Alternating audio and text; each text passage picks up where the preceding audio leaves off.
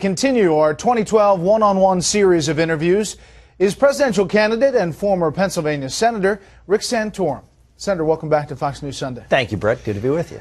Let's talk the economy. Let's say it's President Santorum in office right now. What specific things would you do to create jobs, increase growth, calm the markets, but with the caveat that you could get it through this divided Congress right now? Yeah, you make the assumption that Rick Santorum wins the presidency. We're probably going to control the United States Senate. We're only 3 votes short right now, and I feel pretty good that with 23 of the 33 seats up being Democrats held seats, we're going to pick up a few seats. Given that as a preference, we're going to repeal Obamacare. That's the first thing. Creating a certainty in the marketplace that we're not going to put this huge new entitlement, this huge amount of taxes and burden on the business community, I think will do go first step number one to solve the problem. Secondly, we need to do something to revitalize what I consider to be sort of the core of America, which is our manufacturing base. I've talked about this on the road really more than anybody else. I come from a little steel town north of Pittsburgh, and I believe that that the real middle of America that has shrunk is because we went from about 21% of jobs in this country when I was a kid being in manufacturing down to 9%. That's what we've lost those jobs overseas. We need to bring them back. One big idea that I proposed is to cut the corporate tax for all manufacturers from 35% to 0%. You want to get jobs back in this country. You create a tax system that allows us not only to make things here and compete here and be profitable here, but one of the big impediments to manufacturing here is our tax system doesn't match up with other tax systems around the world. As a result, it's harder to export here. You cut the tax rate to 0%, you create a real launching pad for exports here in America. Yeah, but how do you assume, or how do you know that those companies are going to put back in to the country and create those jobs if there's not something attached to it? Well, you only get the corporate tax rate if you're manufacturing here. So, I mean, it's not like you're going to cut the corporate tax for manufacturers if they manufacture in China. No, if you have to manufacture here in America to get the 0% rate. And that, to me, is a very, very powerful incentive. There's other things we're going to do. Talk about energy. That's a very big part. Pennsylvania is now having a boomlet because of the Marcellus Shale and the gas industry there. We're going to drill 3,000 to 4,000 wells in Pennsylvania this year, gas wells. We're enormous economic activity in the rural parts of our state. We need to do that in other areas to do 2 things. Number 1, to create jobs in the energy sector. But number 2, to create a stability for the manufacturing sector. The fact that we now have stable gas prices, and probably will for quite some time, is a great incentive for manufacturers to come back because they're one of the heaviest users of natural gas. What makes you more qualified than anyone else in this current field to create jobs or to turn this economy around? Because right behind you there, I've gotten things done. I mean, that's the real difference between me and everybody else in this race, is accomplishment in a tough environment, and to get conservative things accomplished.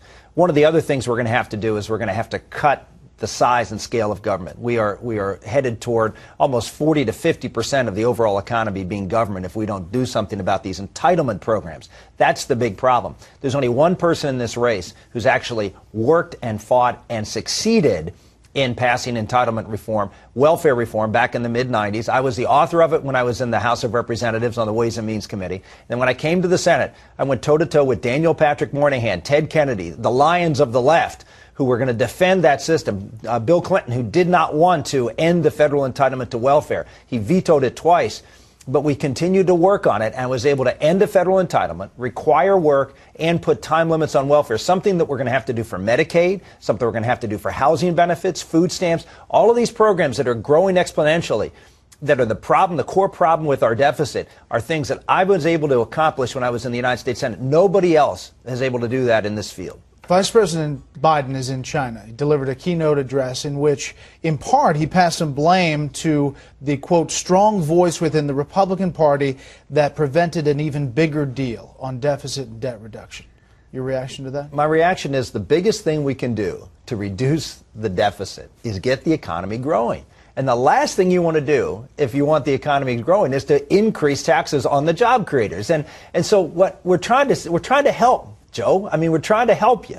We're trying to get this economy going by doing some things that actually create private sector growth. And the response we get from the left time and time again is, no, we need more government, we need more spending, we need more taxes, which is the reason we're in the problem we're in today. Foreign policy. Senator Santorum, a few weeks ago you called President Obama's policy in Syria, quote, slapping the back of the hand of President Assad instead of going after him.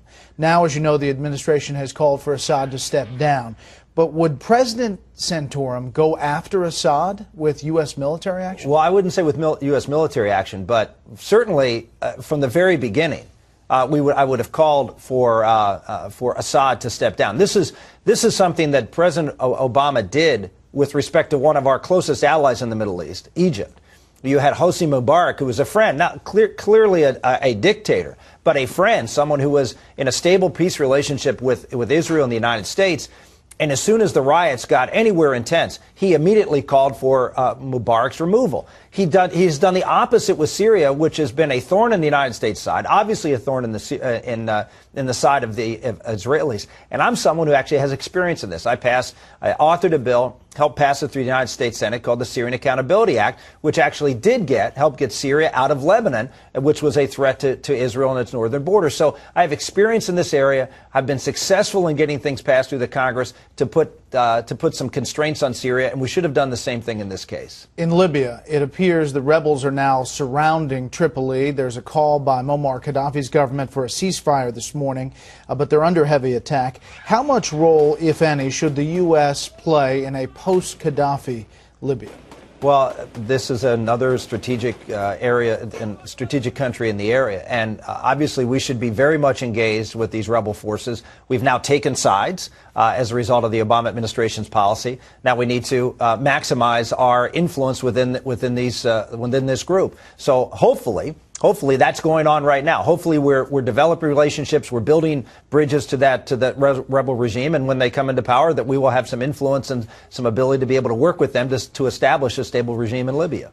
Let's talk politics. Senator Santorum, the last time you ran for office as an incumbent from Pennsylvania, you spent $26 million on that race.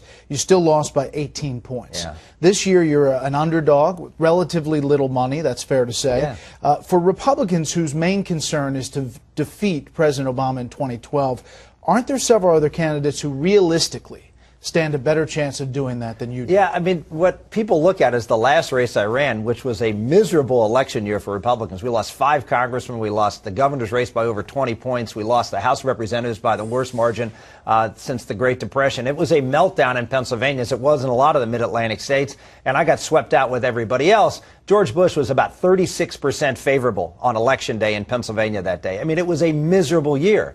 Go back and look at the other years where we were competitive. In 2000, George Bush lost the state of Pennsylvania by 4 points. I won it by 5. In 1994, I defeated a Democratic incumbent to win my Senate seat, again, in a state that had over 1 million more registered Democrats than Republicans. And in my previous 2 congressional races, I defeated a Democratic incumbent to get elected, and I forced another Democratic incumbent out and won in a 70% Democratic district. So, yeah, in a horrible election year, which is unlike any election year we've seen in Pennsylvania in a long time, and nothing like the election year in 2012, I did poorly. But if you look at the track record, it's a pretty darn good one. And if you look at the polls today in Pennsylvania, I'm dead even. I'm the only person in this race, other than Mitt Romney, who's, been out there campaigning for a long time, who is dead even with the president in Pennsylvania. Here's what you said after our debate in Ames, Iowa. Last night I was on Greta's show, and I said that I would get tougher questions from Anna Mosa at a town meeting than I would from Bret Baier, which I wasn't sure that I didn't get any questions from Bret Baier.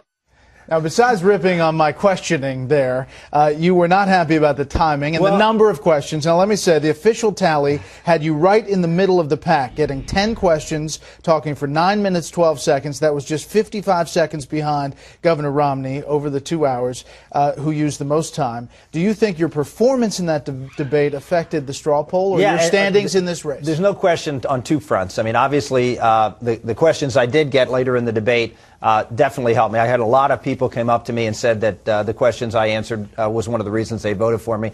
The complaint I had was in the first roughly hour of the debate, I think I got 1 question. I got a lot at the end, but and most of them were geared towards social issues. And again, it's one of those things where you sort of get pigeonholed as a candidate. And I think if you talk, the conversation we had today, My record on national security is better than anybody in this race, far exceeds anybody in this race. My record on moral cultural issues far exceeds anybody in this race.